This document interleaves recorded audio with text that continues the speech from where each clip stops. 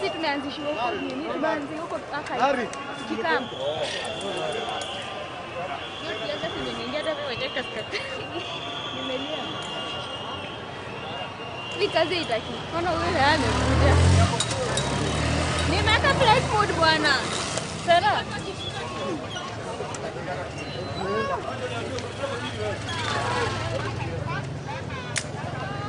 Sawa?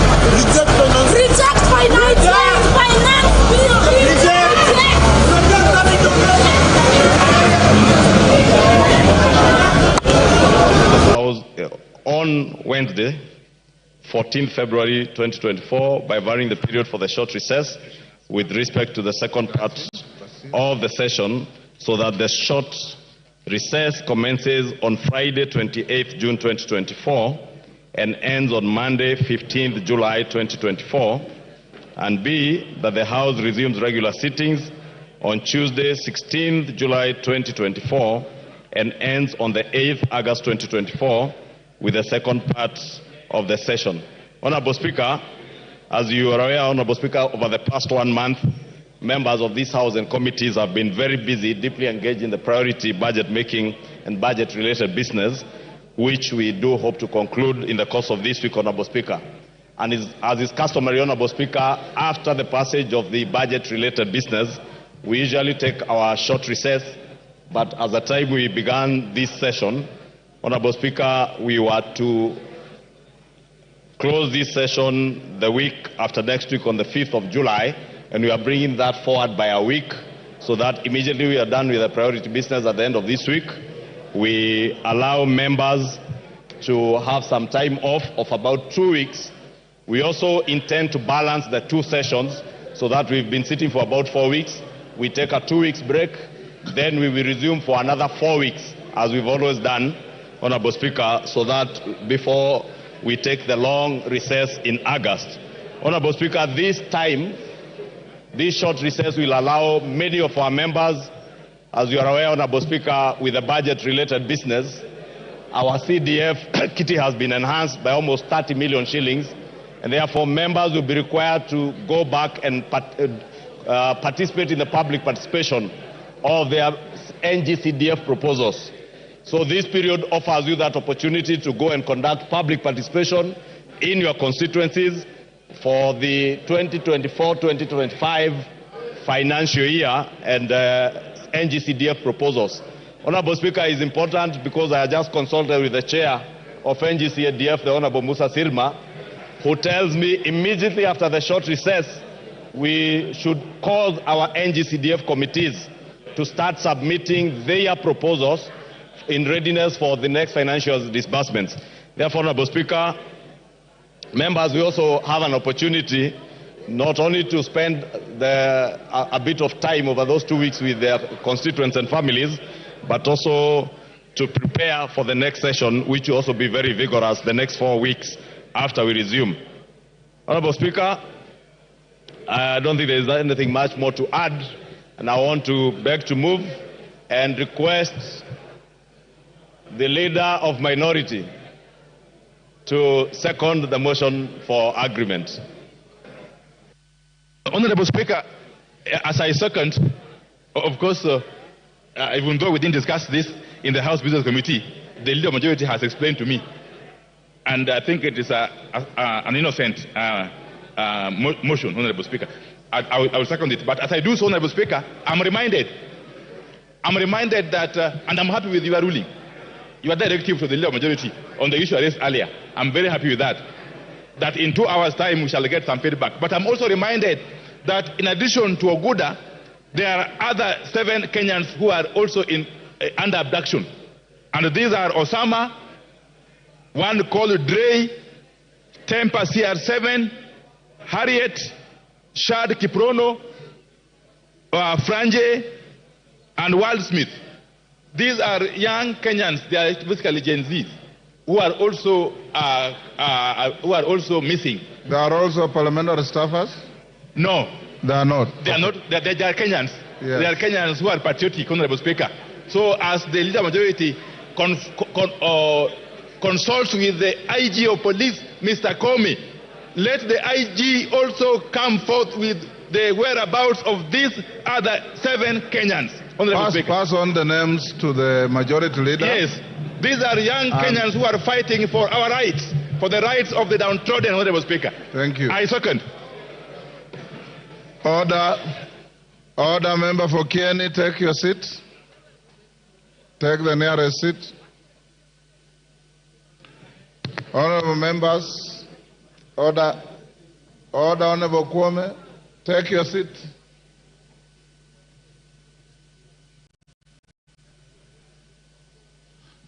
Honorable members, you realize the majority leader has moved the motion as it appears on the order paper in an amended form from resumption on 23rd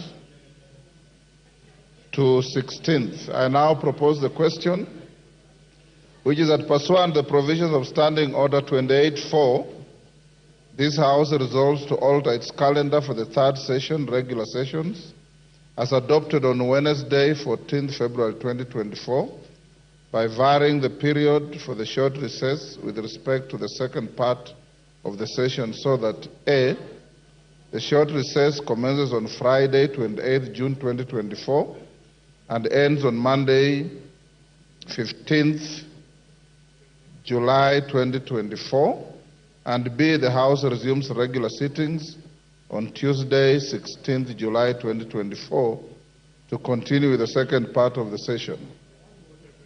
We put the question.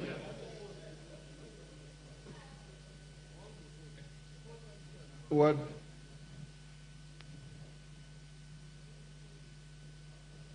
Thank you, Mr. Speaker. I know this is a procedural motion, and ordinarily, under ordinary circumstances, we would support. But, Mr. Speaker, I want to oppose this motion. The reason why I oppose this motion, we are at a critical moment of this country, especially this week and possibly next week. We are the people's elected representatives. It is important for us to delay our recess just to study what is going on in the country, and if there is a requirement that we sit and make some adjustments, then we would be here to make those adjustments. It would be responsible for us, Mr. Speaker, when our young generation are out there in the street protesting against some of the decisions that we make. This is the time, Mr. Speaker. I don't see why we should break this week. Let us have this week and the following week. If things are going to calm, Mr. Speaker, then we can proceed on recess beginning end of next week. But going on recess this week, I want to persuade this Honorable House, will be irresponsible, will be insensitive to the plight of Kenyans out there, and therefore I oppose. I put the question. Yes, Junet. Mr. Speaker, thank you for giving me an opportunity. Mr. Speaker, I have heard what Honorable Mbadi has said, but in my view, now that we are dealing with a very important issue of the finance bill, I think it is important we go on recess so that we can go and explain to our people why some people voted yes and why some people voted no. We go back to our constituents, Mr. Speaker. We explain. I support the motion, Mr. Speaker. Order. I'll now put the question, which is that order pursuant to the provisions of Standing Order 28-4, this House resolves to alter its calendar for the third session, regular sessions, as adopted on Wednesday, 14th February 2024, by varying the period for the short recess with respect to the second part of the session, so that A, the short recess commences on Friday, 28th June 2024, and ends on Monday, 15th July 2024, and B, the House resumes regular sittings on Tuesday, 16th July 2024, to continue with the second part of the session. As members of that opinion say aye. Aye. Will those of the contrary opinion say nay? Nay. The ayes have it. Next order.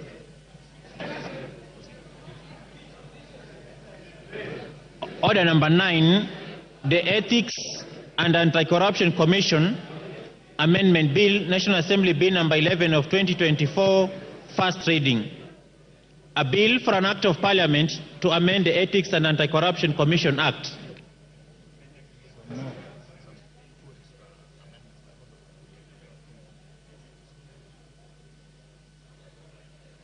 Next. Yeah? Yeah? Wait, okay.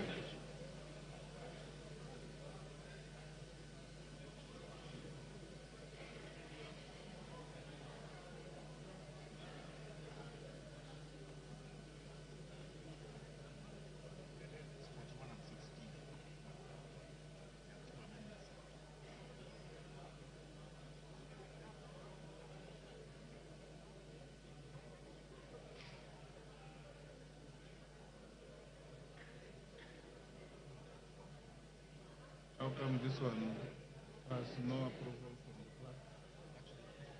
clerk? You sure? Order, honorable members. Order. Honorable Farah, take your seat. Members on their feet, take your seats. Order.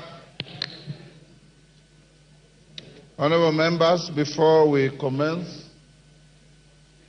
order number 10, I wish to give the following communication. on proposed amendments to the Finance Bill 2024. Oloch, take your seats. Okello, take your seats.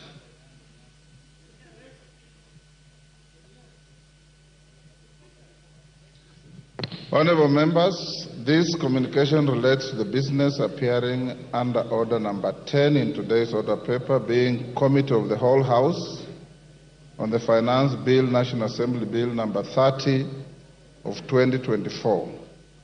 Honorable members, you will recall that on Wednesday, 19th June 2024, I guided all members desirous of proposing amendments to the bill to submit the amendments to the office of the clerk by 1 p.m. on Thursday, 20th June 2024.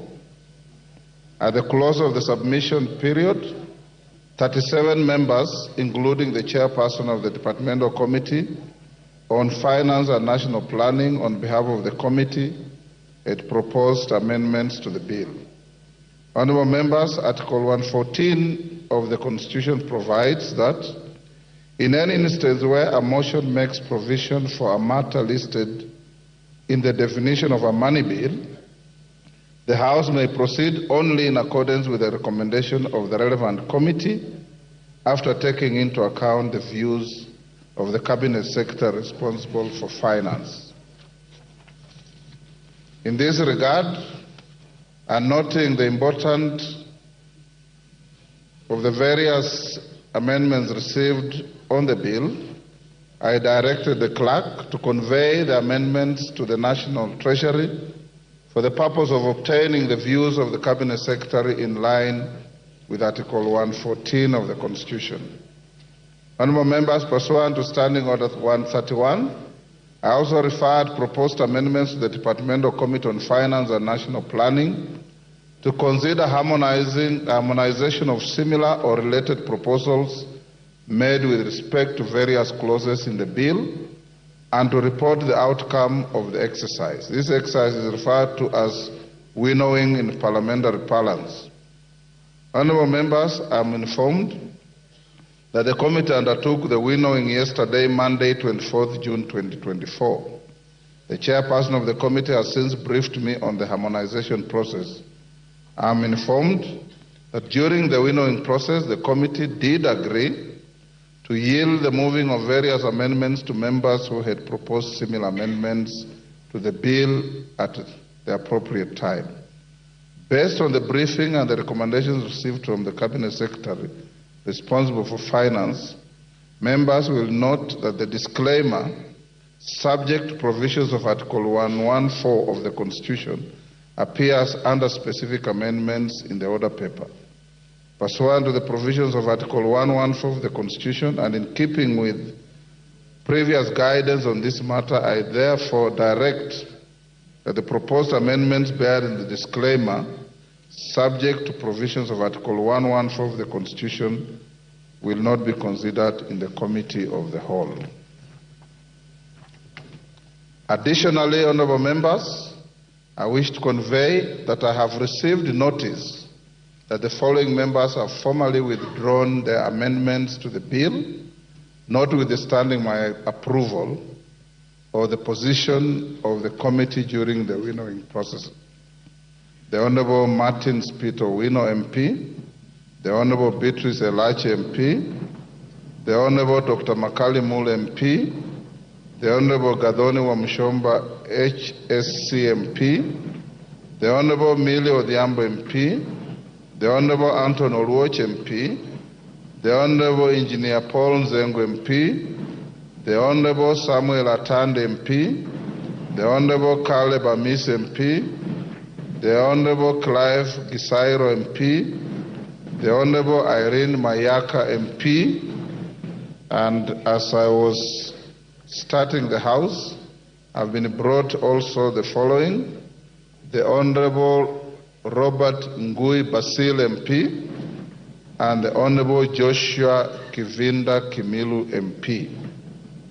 For the guidance of the House, I note that arising from the winnowing process, a significant number of the proposals in the amendments formally withdrawn by the foregoing members are either carried in the committee's amendments or the amendments proposed by other individual members. The House is accordingly guided, and I thank you.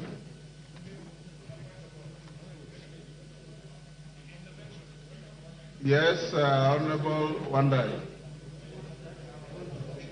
Honorable Speaker, of course, I appreciate your communication, but you must also take cognizance of the huge number of amendments that have been dropped. It's good to put this in context for the benefit of the public, Honorable Speaker. As you can clearly see, those amendments that have been dropped emanated almost entirely from the members of the Azimio coalition. And this was as a result of extensive deliberations and consultations that we had within ourselves. We came to this very painful decision to have these amendments dropped because prosecuting them was going to be in vain, was going to be a futile exercise, was going to sanitize a process that we have since declared Honorable Wandai, order. Flawed. Order, Honorable Wandai. Take your seat. Take your seat. Honorable Wandai, that is an ambush. To begin with, the amendments withdrawn are not your amendments. None of them belong to you. Two, I have ordered Commissioner Macau, take your seat.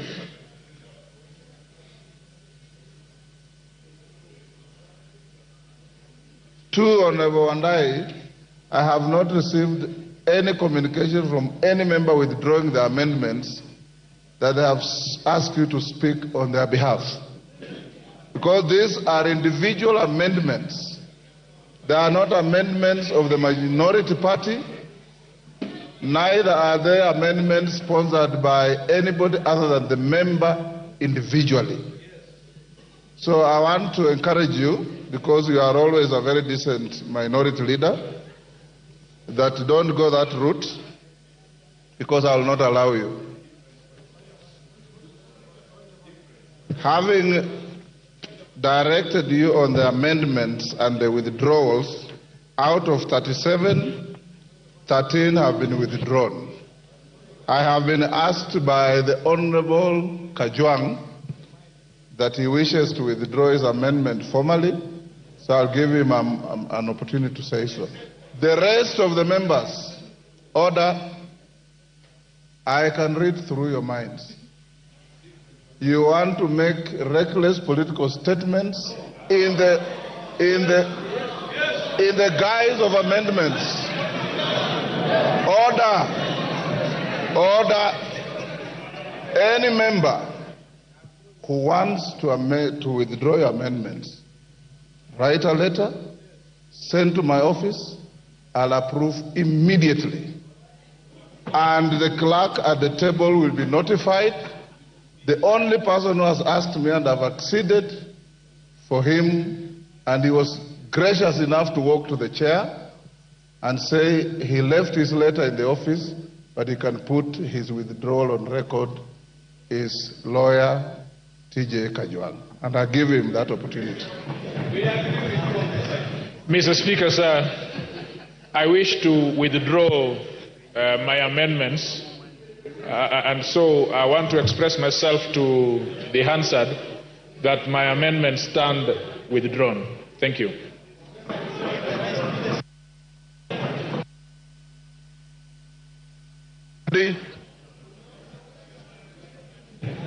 Thank you, Mr. Speaker. Mr. Speaker, I want to thank you for giving me this 1 minute, also on record that I had proposed an amendment to clause number 48 of the bill.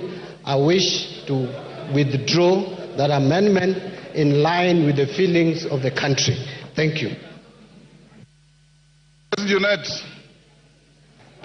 Mr. Speaker, in line with your guidance, Mr. Speaker, I also had an amendment, Mr. Speaker, and I thank you for giving me this opportunity to withdraw the amendment, Mr. Speaker. But, Mr. Speaker, for the orderly business of the House, Mr. Speaker, I wanted to bring to your attention that as a minority group, Mr. Speaker, we had a parliamentary group yesterday, Even though we have not communicated to you formally, on that one you are right. I have received no communication. You are right, Mr. Speaker. So, Mr. Speaker, we have agreed that all the minority members will withdraw their amendments.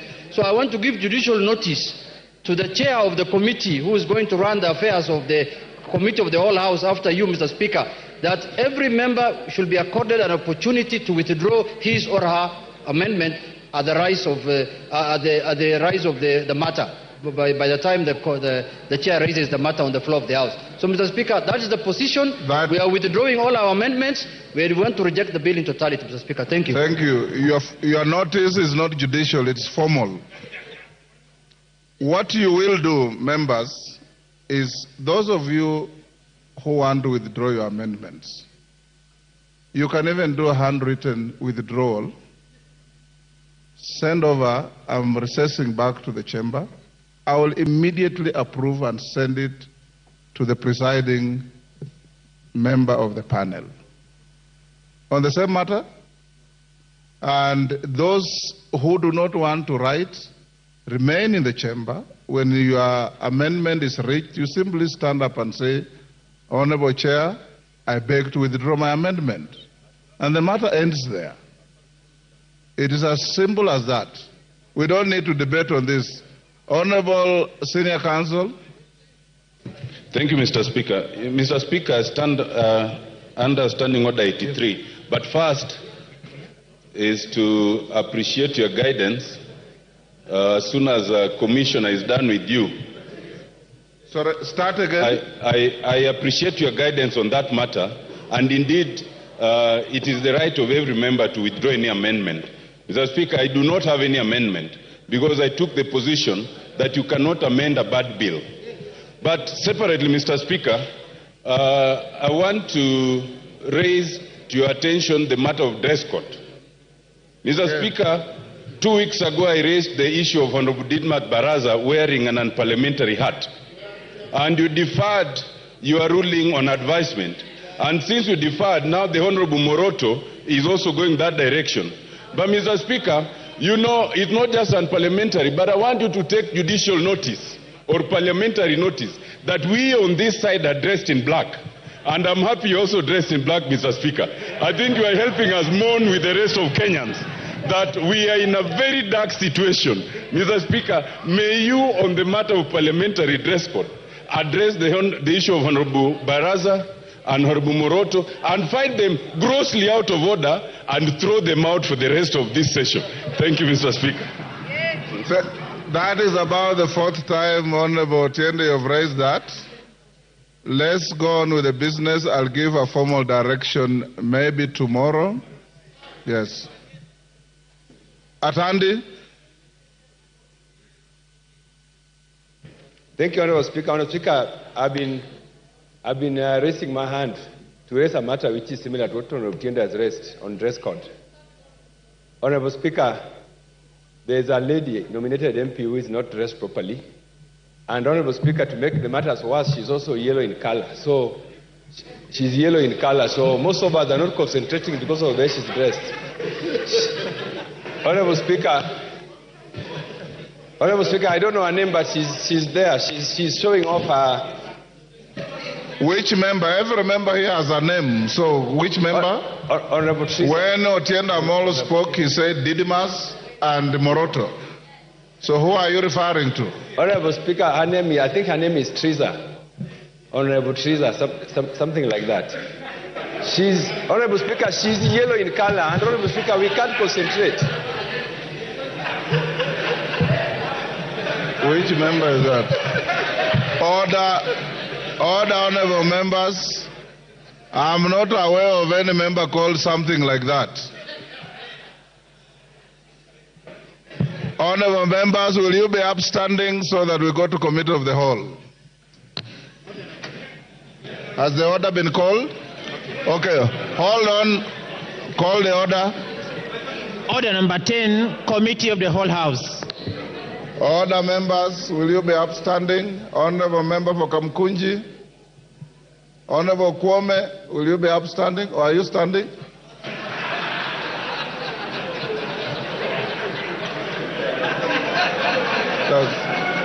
So Sorry, Honorable Kwame, I thought you were sitting.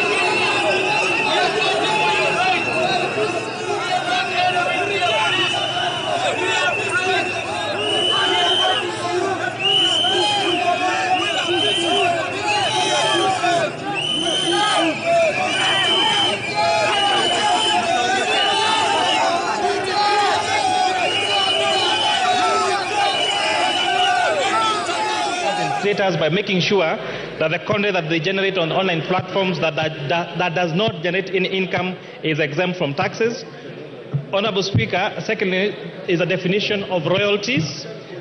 Honorable Speaker, we've seen an attempt to have court cases that have been decided in court, and for example, an example is the 7 Seas Technologies Limited by the Commissioner General, where the Kenya Revenue Authority loses a particular court case, then an attempt is made to make that amendment through the law.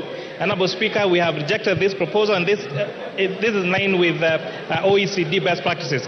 With that, I beg to move, Honorable Chair.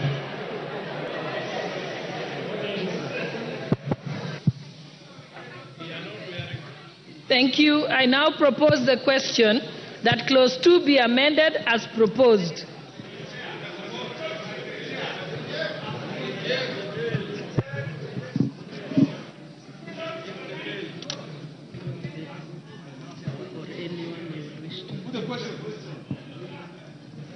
Honorable members, do we put the question? Yes, yes. Honorable members, I now put the question that clause 2 be amended as proposed. Will as many as of that opinion say aye? Aye. Will as many as of the contrary opinion say nay? Nay. The ayes have it.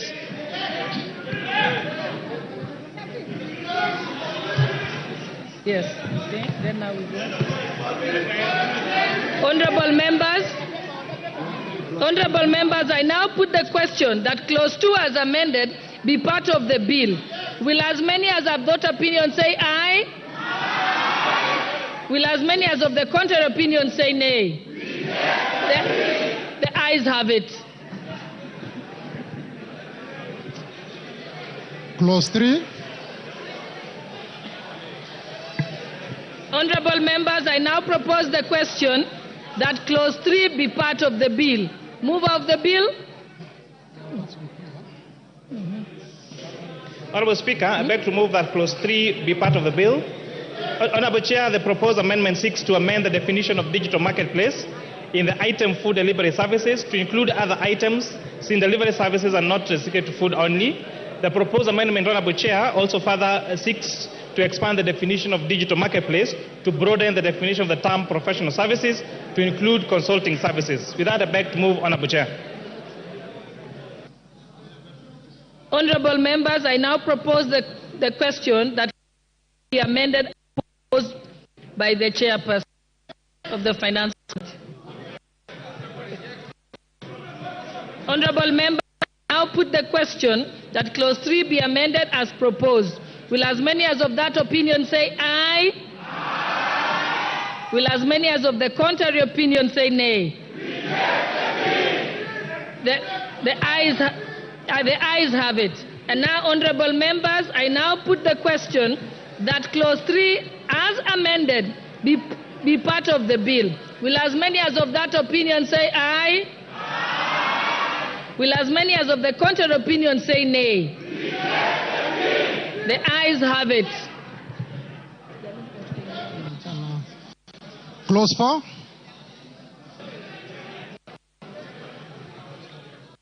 Honourable members, I now propose the question that clause 4 be part of the bill.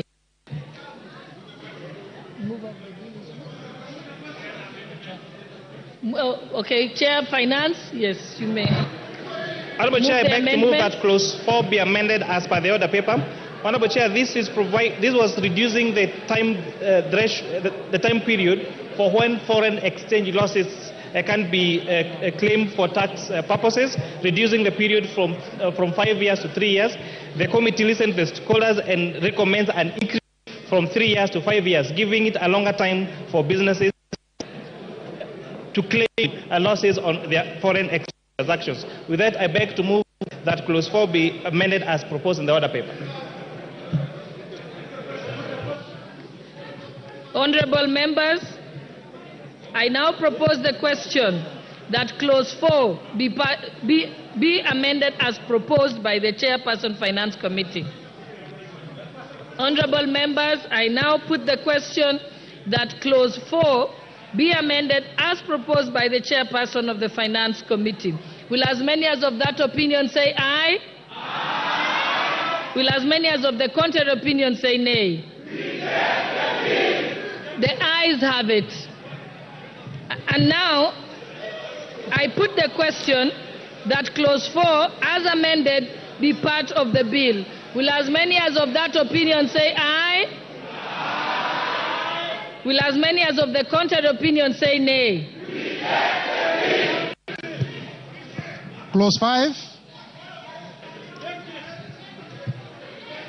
Clause 5 is without amendments. I propose the question that clause 5 be part of the bill. I now put the question that clause 5 be part of the bill. Will as many as of that opinion say aye? Aye. Will as many as of the contrary opinion say nay? The ayes have it. Clause 6.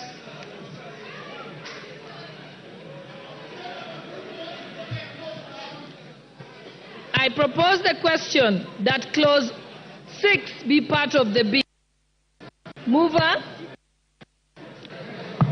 Honourable Speaker, I beg to move that clause 6 be part of the bill. Honourable Speaker, we are proposing that as the provisions currently in the law are sufficient. On clause 6A, we propose this amendment is to increase the allowance that is given to employers when they give food to their employees. So we are increasing that threshold from 48,000 shillings so that we encourage employers to claim more when they pay food for their employees, not prepared at the price of the employer, but they'll source that food from other taxable entities. With that, I beg to move, Honourable Chair.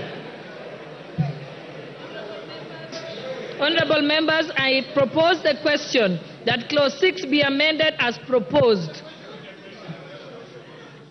I now put the question that clause 6 be amended as proposed by the finance chairperson.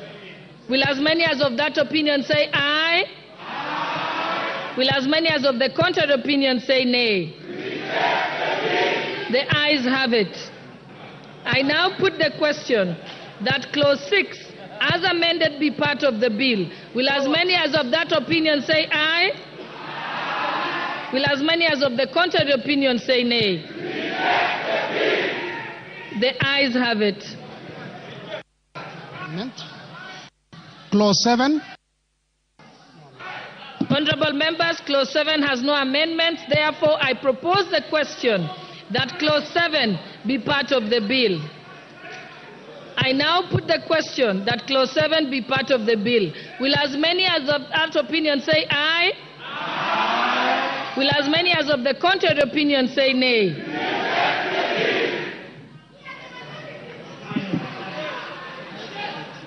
The ayes have it. I already said that. Clause 8. Honorable members, I propose the question that clause 8 be part of the bill. Mover. Honorable Chair, I beg to move that clause 8 be part of the bill and be amended, Honorable Speaker.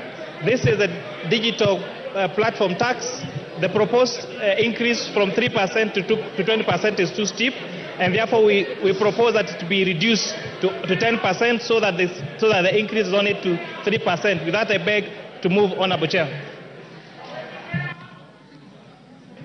Honorable members, I now propose the question that clause 8 be amended as proposed by the chairperson of the Finance Committee. Honorable members, I now put the question that clause 8 be amended as proposed by the chairperson of the Finance Committee. Will as many as of that opinion say aye? Aye. Will as many as of the contrary opinion say nay? The ayes have it. And now, honorable members, I now put the question that clause 8 as amended be part of the bill. Will as many as of that opinion say aye? Aye. Will as many as of the contrary opinion say nay? Clause 9. The ayes have. Clause 9. Okay. Honorable members, I now propose the question that clause 9 be part of the bill. Mover. Honorable Chair, I beg to move that clause 9 be part of the bill, but Honorable Chair, it's important to report that clause 9 includes clause 12, has clause 12G and clause. Let me approach the Chair.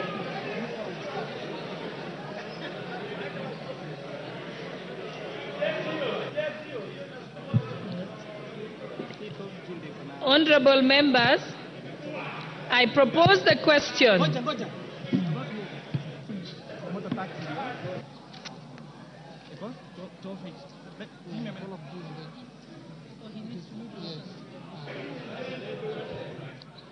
Okay, mover, you may proceed with the other clauses.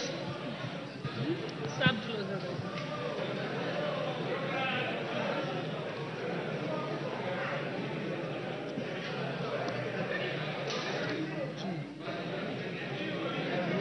Honorable Chair, I beg to move that clause 9 be amended as per the order paper. So, Honorable Chair, clause 12G is just a cleanup to provide for covered persons, but most importantly, clause 12H is the one that was providing for 2.5% motor vehicle tax. So the Committee of Finance and National Planning proposed the deletion of this particular clause. We said it lies in the wrong act. You cannot amend the Income Tax Act to introduce a motor vehicle tax. And secondly, it's going to be non-progressive because the 2.5% and with a threshold of 100,000 would mean that those people who have a motor vehicle of more than 4 million shillings would pay less in terms of percentage points, less than that 2.5%. And most importantly also, Honorable Chair, that this would have very diverse effects on our insurance sector, because most Kenyans, in fact, take third-party insurance. and therefore imposing an additional tax on that motor vehicle would be retrogressive and even, and in fact, even most importantly, crippling the insurance sector. And therefore, in addition, Honorable Speaker, for commercial vehicles already pay an advance tax before they import that car, and therefore that would amount to double taxation.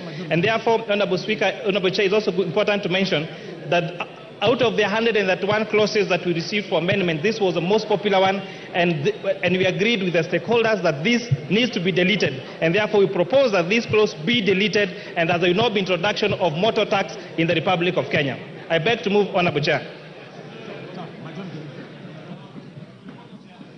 Majority Leader, you wanted to say something on this?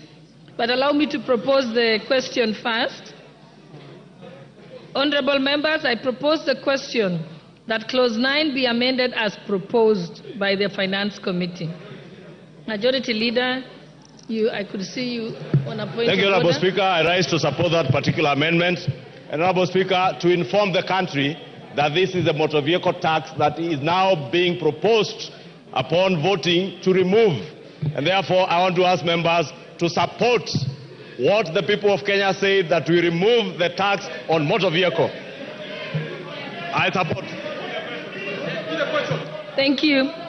Honorable members, I now put the question that clause number 9 be amended as proposed. As of that opinion, aye. Will as many as of the opinion say nay? The ayes have it. And now, honorable members, I put the question that clause number 9, as amended, be part of the bill. Will as many as of that opinion say aye? Will as many as of the contrary opinion say nay? The ayes have it. Clause 10. Clause 10. Unfortunately, Honorable Jeanette, unless we've already passed that amendment. So do you want to say about something else? Okay, go on with your point of order.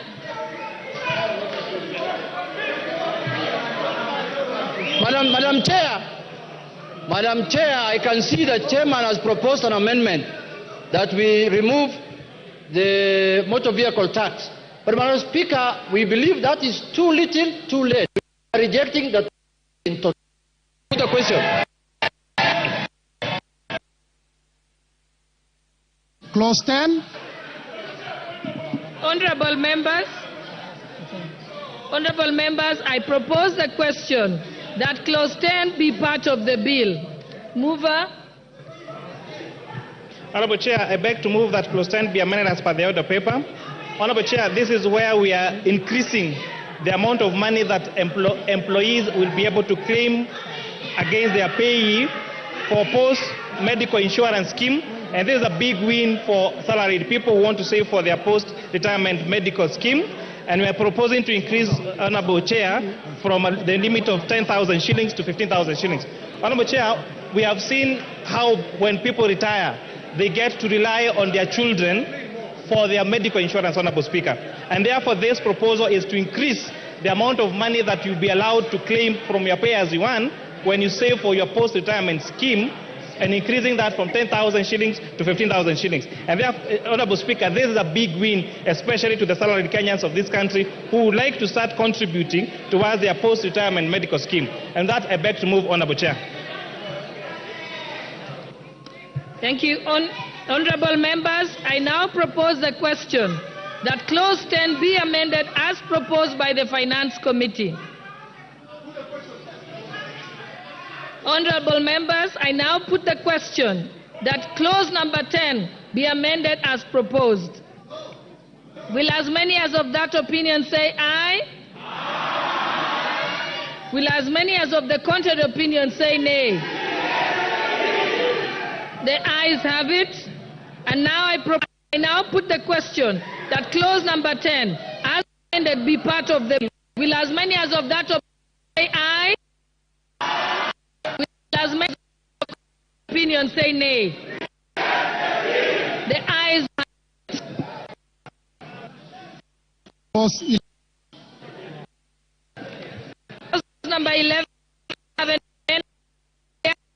propose the question.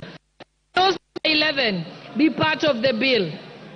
I now put the question that clause 11 be part of the bill. Will as many as of that opinion say aye?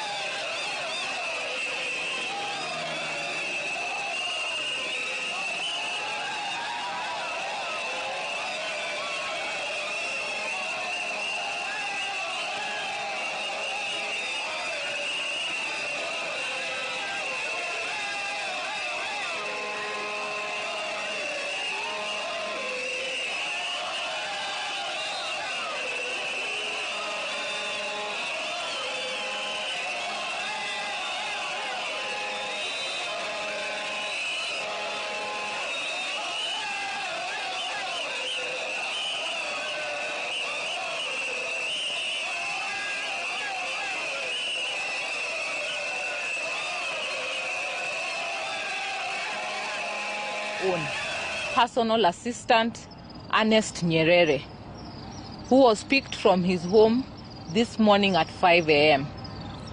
We also have Gabriel Oguda, who was picked up this morning at 2 a.m. We are still looking for Shadrach Kiprono, aka Shad Khalif, Osama Otero, Gabriel Oguda, John Frank Githaiga, aka Franje, Khalif Cairo, Dre Mwangi, Wal Smith, Hila, and many more who are yet to be identified. Our forefathers were taken through the same treatment by the white man in pre-independent Kenya, but they never gave up. When the colonial courts jailed more than 500 Mau Mau supporters in September 1952 without legal representation, Agwing's Codex single-handedly took on the formidable challenge of defending their Mau Mau rights by arguing in court that human rights are indivisible and universal. Thus, freedom cannot be appropriate to the West but inappropriate to Africa. Fellow advocates and people of goodwill, Agwing's Codex set the bar for us. We must rise to this occasion. We must live up to his dream, to have a free and united Kenya. But first, I have a message to the international community, who for a second week running remain mum, quiet, and tight-lipped. Are you proud of what is happening in Kenya? Is this your game plan for Kenya as a NATO ally? Rex Kayeke Masai was peacefully protesting last Thursday, June 20th, when a trigger-happy individual shot him dead within the CBD on the same day. Evans Kiraitu was allegedly struck by a tear gas canister in his groin during the protest. Kiraitu would later succumb to his injuries the following day at Kenyatta National Hospital. The death of Rex Kayeke and Evans Kiraitu happened just days after a chief inspector of police killed a magistrate during active court proceedings at Makadara Law Courts in Nairobi. Like Willie Kimani, the list of Kenyans killed by law enforcers keep growing, and we cannot continue to be silent. No, we cannot allow this to continue, because today it's Rex, and tomorrow they'll come for me, and the next day it'll be you who are watching quietly and listening. On Friday 24th in 1965, Pio Gama Pinto was killed for allegedly engaging the then President Mzee Jomo Kenyatta in a shouting match over the sessional paper number 10, which virtually legitimized capitalism in Kenya. However, Pinto's death was not the end of it all. The struggle has continued to this day. The seed of struggle that was planted by our nation's freedom fighters continues to bear fruits to this day. Dear Mr. President, if the spirit of struggle did not die with our forefathers, who were enslaved, tortured, maimed, and eventually killed, what makes you think that it will end today? I have seen dismissive remarks by politicians and some government officials all over the mainstream and social media about the role of Gen Z in shaping Kenya's future.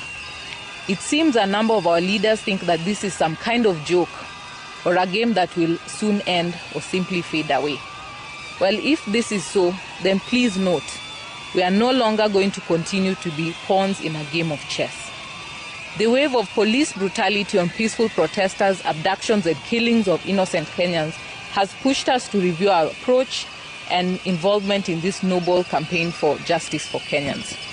We call upon all advocates, other professional bodies and Kenyans of goodwill to stand up for this country. Let us stand for peace. We ask the President to remember that it is this youthful generation that gave him power, that put him where he is. Let us not kill our children. Let us not kill this generation. And may justice be our shield and defender. Thank you.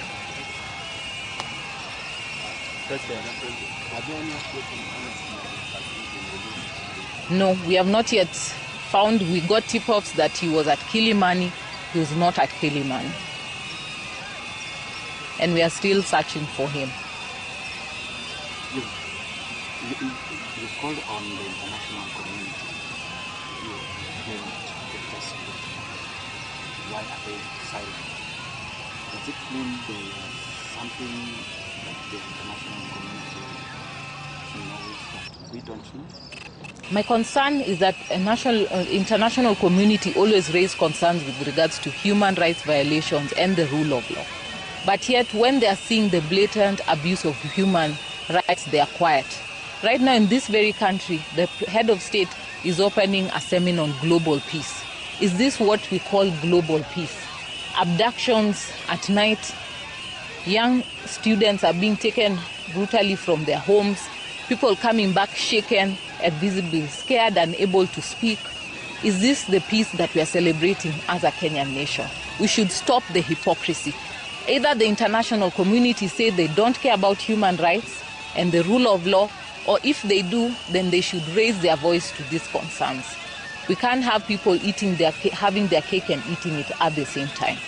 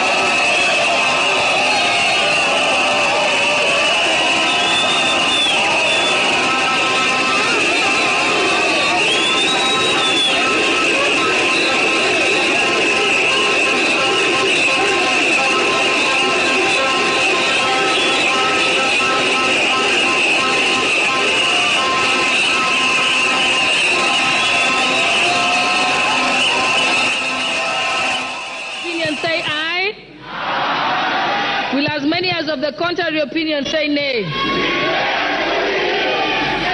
The ayes have it.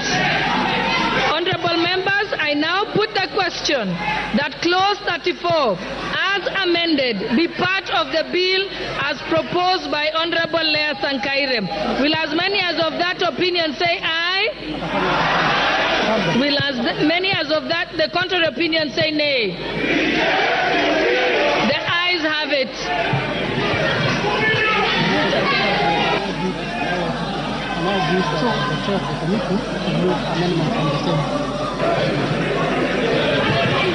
Honorable members, I now give the chairperson of the Finance Committee to also move an amendment on clause 34.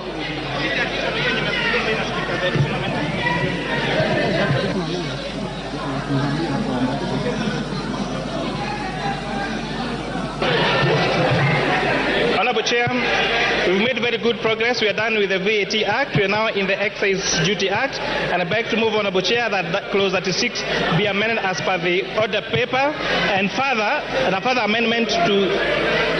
this will come to the clause 42. So I beg to move that clause 36 be amended as per the order paper, and this is going to provide reprieve for the many, especially young people.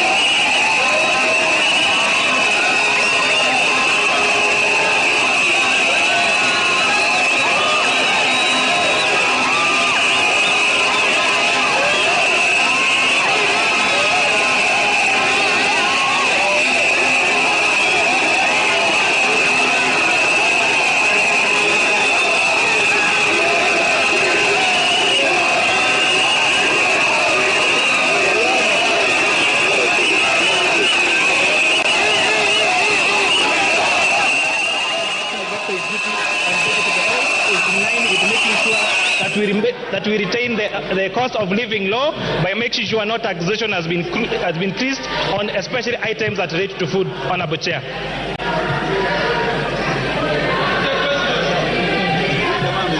Honorable members, I now propose the question that clause 42 be amended as proposed. Honorable members, I now put the question that clause 42 be amended as proposed. Will as many as of that opinion say aye? Will as many as of the contrary opinion say nay? The ayes have it. And now, honorable members, just to notify you that Honorable Kaluma had an amending paragraph in the same clause. Maybe Honorable Kaluma, I can give you an opportunity if you're here. Okay, Honorable Kaluma is not here. Honorable Kaluma. Honorable Kaluma, you also had an amendment. Honorable Kaluma, you had an amendment on clause 42.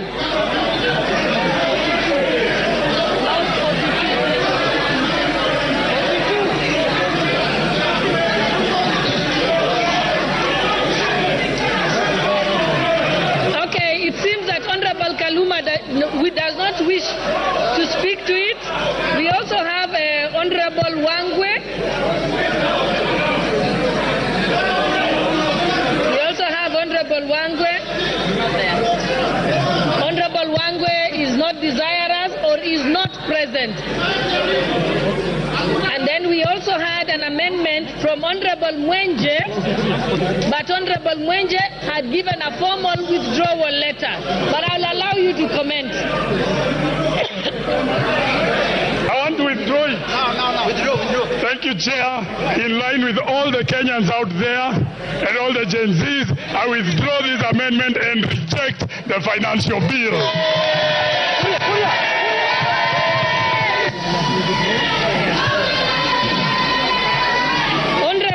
Has withdrawn his proposed amendment, and therefore, honorable members, I now put the question that clause 42 as amended be part of the bill. Will as many as of that opinion say aye? Will as many as of the contrary opinion say nay? The ayes have it. Yes, Honorable Badi, what is it? But I think your time bad. You were right here and I gave you an opportunity. So we'll proceed because we've closed it. We've already put the question. We've ruled on it. Let's proceed. Clause 43. Your opportunity, Honorable Kaluma. Proceed. 43. Okay. Honorable members, I propose the question that clause 43 be part of the bill. Mover. Clause 43. Honorable Chair, I beg to move that clause 43 be amended as per the order paper, and this is providing for our hard-working soldiers, the Kenya Defence Forces. Before we used to have DEFCO that used to be exempted from tax, Honorable Speaker, but forward they have had to amend to what they are calling Defence Forces Welfare Services, and this is a welfare service for our KDF, for people who sacrifice their lives for saving this nation. We've seen what this fund has done, including building Ulizi Sports Arena along Langata Road, and therefore we propose that this exemption be extended to them the same way we extend to National Intelligence Service. With that, I beg to move, Honorable Chair.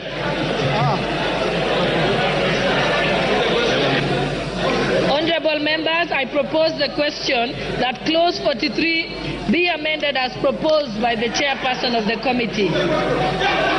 Honorable members, I now put the question that clause 43 be amended as proposed. Will as many as of that opinion say aye? Will as many as of the contrary opinion say nay? The ayes have it. Honorable members, I now put the question that clause 43 as amended be part of the bill. Will as many as of that opinion say aye? Will as many as of the contrary opinion say nay? The ayes have it. Miscellaneous Fees and Levies Act, clause 44. No. Okay. Honorable members, I propose the question that clause 44 be part of the bill. Mover, clause 44. Honorable Kawanjiku and Osoro, give the chairperson a break so that he can be able to move the amendment. Honorable Chair, I beg that new clause 44 be moved as per the order paper.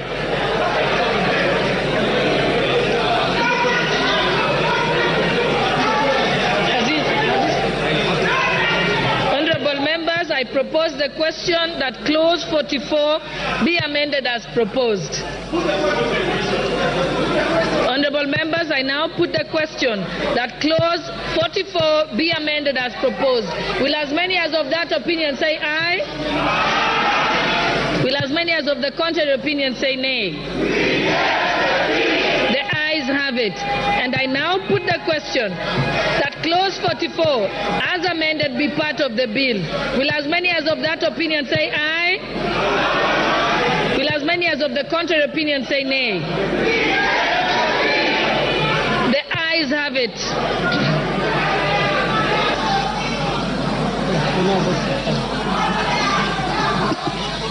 Clause 45.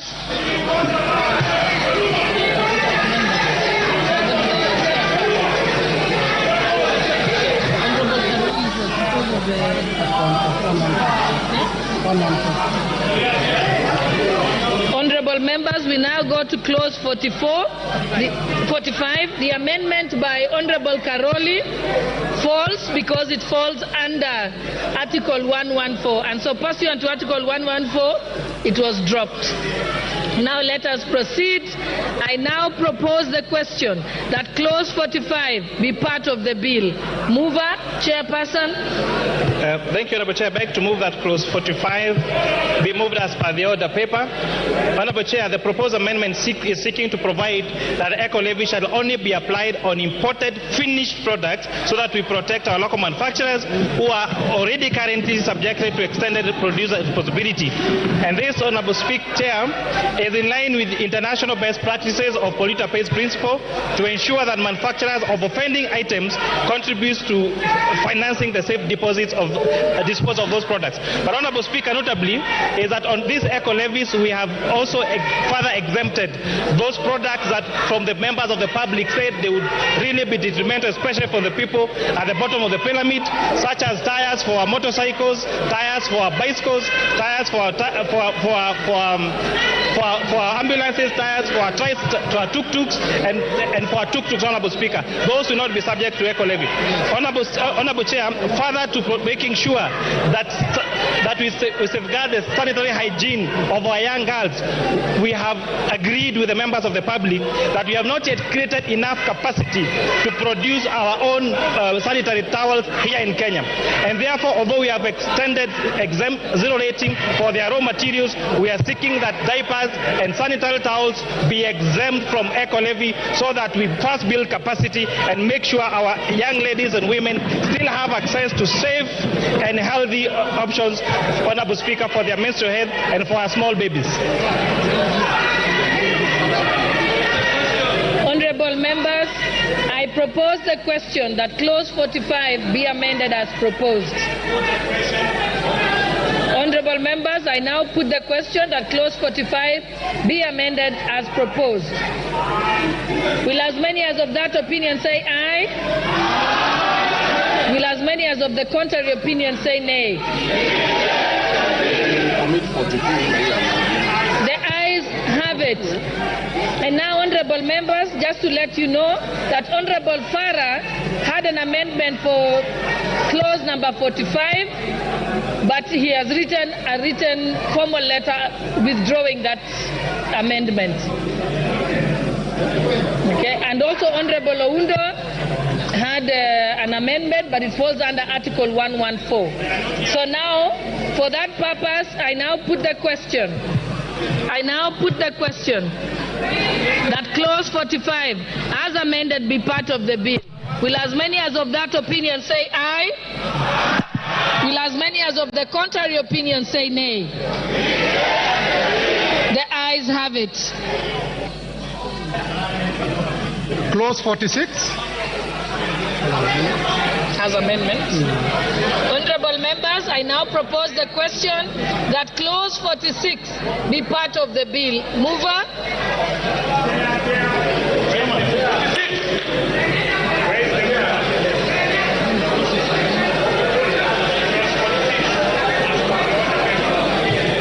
Honorable Chair, clause 46 again is as per the order paper, and this is providing exemptions for hard-working people in uniform, men and women in uniform, who tirelessly work hard to defend our country, from exempting the Defense Forces Welfare Services from income tax. Honorable Speaker. Honorable members, I now propose the question that clause 46 be amended as proposed. Honorable members, I now put the question that clause 46 be amended as